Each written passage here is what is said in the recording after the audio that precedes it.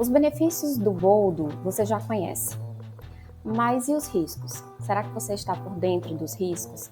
Sabe se você realmente pode tomar boldo ou não? Por quanto tempo? É sobre isso que nós vamos conversar no vídeo de hoje. Seja muito bem-vindo, eu sou Kali Barbosa, sou nutricionista. Vamos direto para o nosso assunto.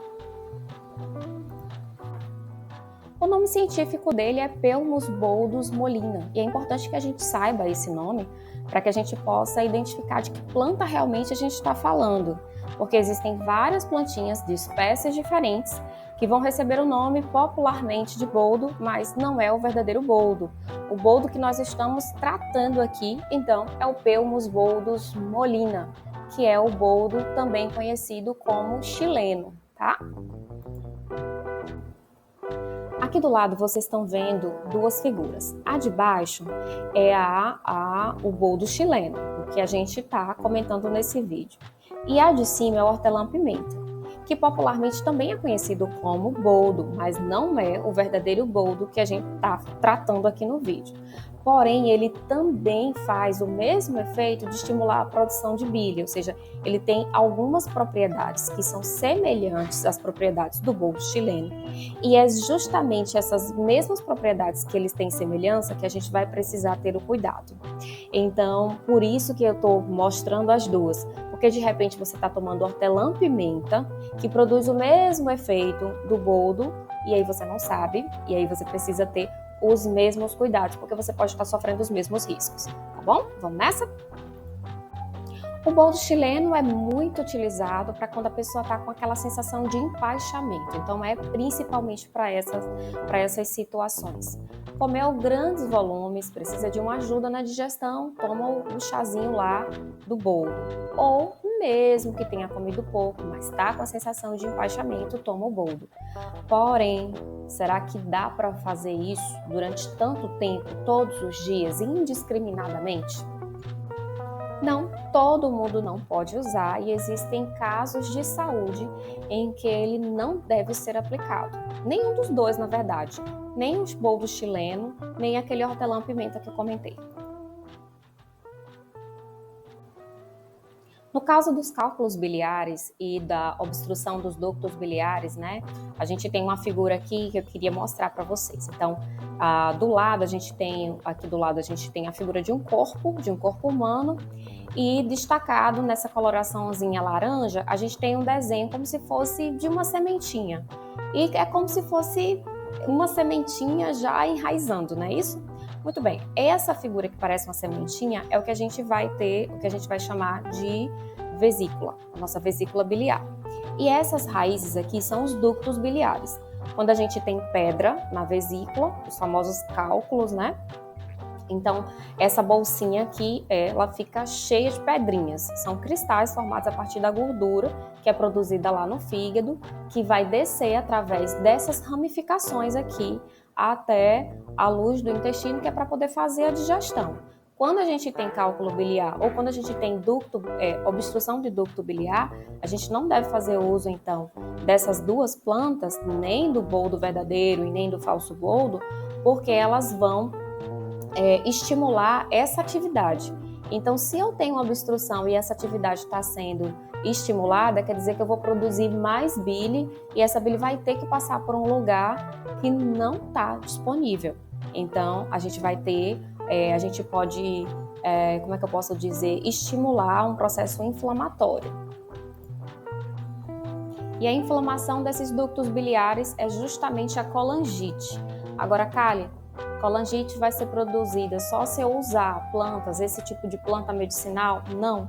Colangite pode acontecer, ela pode ocorrer por diversos outros problemas de saúde, e alguns deles estão associados a, por exemplo, a uma pancreatite, enfim. Mas a gente vai falar sobre outras condições de saúde aqui. O pâncreas é um órgão de grande responsabilidade no nosso corpo. É ele que manda a glicose que a gente come durante as refeições para algum lugar, para que ele não fique circulando, né, com grande quantidade no nosso sangue. Portanto, é um órgão extremamente importante. Mas às vezes ele inflama. E quando ele está num processo inicial de inflamação, a principal repercussão dele realmente são problemas digestivos. Portanto, o comecinho de uma pancreatite pode ser, por exemplo, a sensação de indigestão, de empachamento, que é quando você vai exatamente tomar o boldo. É por isso que precisa ficar bem alerta, porque tá tomando chá de boldo e tá se sentindo ou pior ou não tá melhorando, não deve continuar com essa conduta, deve procurar um profissional de saúde para investigar o que de fato tem. Porque essa pancreatite, que às vezes está no iniciozinho ali, ela pode piorar, principalmente porque se está tomando a planta errada, ela vai piorar o quadro e pode acelerar a progressão da doença, tá? Então, começou a tomar o chá, percebeu que não está melhorando, ou pior, tá piorando, aí nesse caso é procurar o profissional de saúde, tá bom? Se houver qualquer quadro de câncer diagnosticado em qualquer um desses órgãos que compõem, o nosso trato digestório, seja fígado, estômago, esôfago, enfim, intestino, pâncreas, qualquer um desses órgãos, essas plantas também não devem ser utilizadas. Veja, em geral, no nosso trato digestório, um órgão, ele depende da atividade do outro para funcionar bem. Quando um deles não está muito bem, a coisa vai repercutir para todo mundo. Então, a gente puxa o freio de mão em relação a essas plantas que são mais tóxicas, tá bom? Nas doenças hepáticas, a gente vai ter o mesmo cuidado que a gente teve nas outras. Mas aqui eu queria fazer uma ressalva, porque alguns estudos mostram que essas plantas são regenerativas de fígado. Portanto, no começo, a pessoa pode até usar e até sentir alguma melhora. Mas a nossa tendência é que quando a gente começa a usar uma coisa que está dando certo, a gente quer usar por um longo prazo.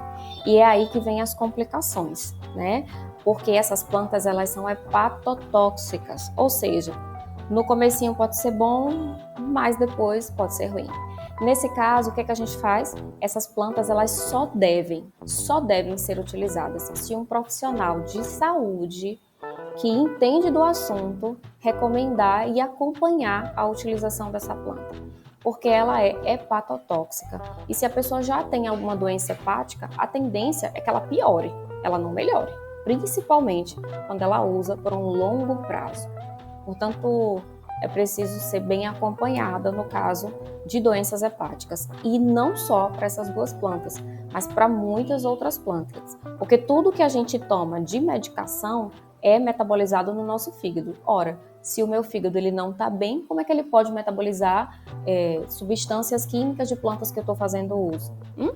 Então é algo a se pensar. Se você tiver algum problema diagnosticado de doença hepática, evite fazer uso dessas plantas. Eu me despeço de vocês agora nesse momento, o nosso vídeo chegou ao fim. Eu espero que tenha sido útil para você ou para seus familiares, para os seus amigos.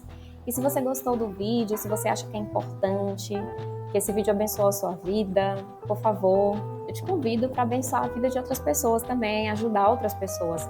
Aproveita então, comenta, curta, compartilha esse vídeo e você ajuda outras pessoas e me ajuda também, ajuda aqui o canal a crescer.